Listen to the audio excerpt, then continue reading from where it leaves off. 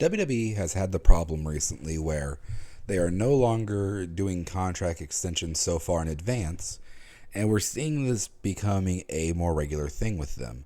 With that being said, how is this going to affect them going forward? I mean, Becky Lynch is, as of right now, a free agent because they did not sign her to a deal yet. Next week, Chad Gable's contract is ending.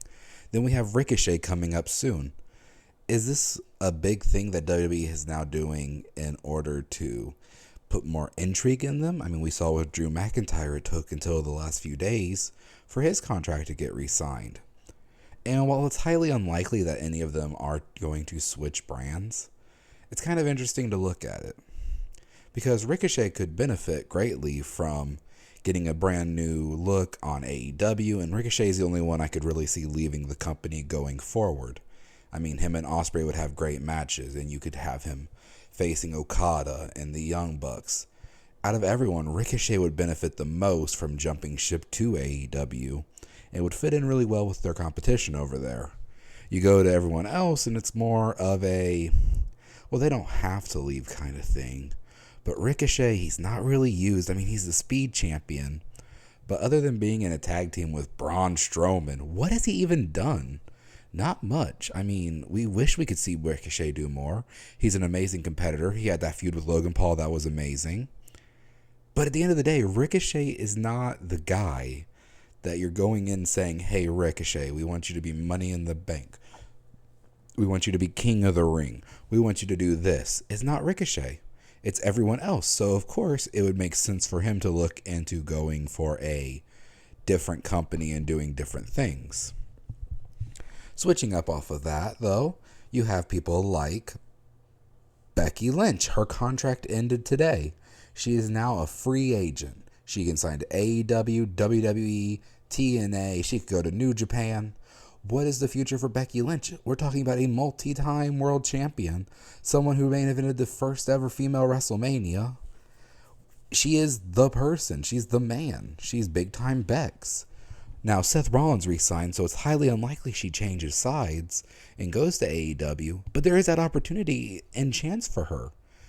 Now, I do know she's taking a little bit of time before she makes her decision, but you have to kind of think Becky might be jumping ship in the near future, and that would have catastrophic changes for WWE. Then you have people like Chad Gable. Next week his contract expires. He has not re-signed yet. Chad, I mean, he's getting a lot of view time on TV. He's getting premium live events. Where would WWE go without Chad Gable? Not a lot of places. I mean, he's doing great stuff. Him and the Alpha Academy segments are becoming great and happening more often, and it's building stars. I don't think Chad just jumped ship. I mean, we could see it, and it would be amazing for him to. I mean, imagine the matches. Chad Gable is a technical masterpiece. He's athletic. He's everything he needs to be. So at the end of the day, if Chad Gable was to leave, it's not the worst thing in the world for him. We would see great matches.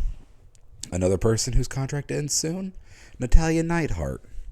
Now, as we know, Natalya, she's been in WWE for so long. I believe she signed in 2008, 2007. So we're talking multiple decades within the WWE. And now she's talking about maybe taking some time before signing another contract.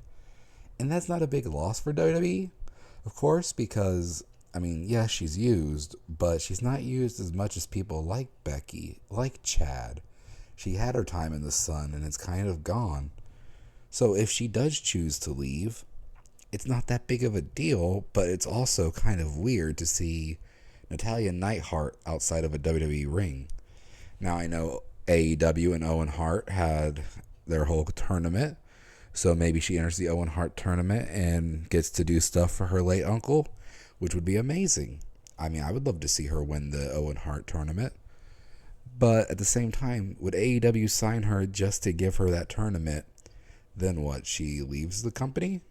Or is she going to stay and keep doing more things? I know she also really wants to go to TNA. She has said that in multiple interviews. Will we see Natalya in TNA? But with them doing their partnership with WWE, do you need to leave WWE to be doing TNA stuff? Or can you just go do TNA stuff now? I'm sure WWE would let her. They don't have plans, and as long as she looks strong in TNA, why would that hurt her? Overall, this new way that WWE's been doing this is weird and different than we've seen before. We know before WWE liked to lock the superstars up. If contracts were coming up or already going up, we're trying to get you signed, multi-year extensions, and keep everyone under the umbrella of WWE. And it seems like in the Paul Levesque era, we're not as concerned with that. It's more, it's an honor to work here. We want people who want to be here. If you don't want to be here, if you think the grass is greener, go ahead and leave. I mean, we saw Adam Copeland when his contract ended, and we were all like, well, will Edge stay? We were all pretty certain he would because, I mean, he's Edge. But then next thing we know, the Rated R Superstar is in AEW as TNT champion and doing amazing matches at amazing pay-per-views. So, I mean, never say never in wrestling, right? But it is something where not a lot of people will probably end up leaving WWE. They're probably going to retain most of the talent that they're letting contracts run the full extension of. And it's just a weird, different way that we've seen contracts handled before versus how we're seeing them now. Talk to me below in the comments about how you feel about these contracts and the way WWE's handling them now. And while you're down there, leave a like and subscribe. Thank you guys all for watching, and y'all have a great day.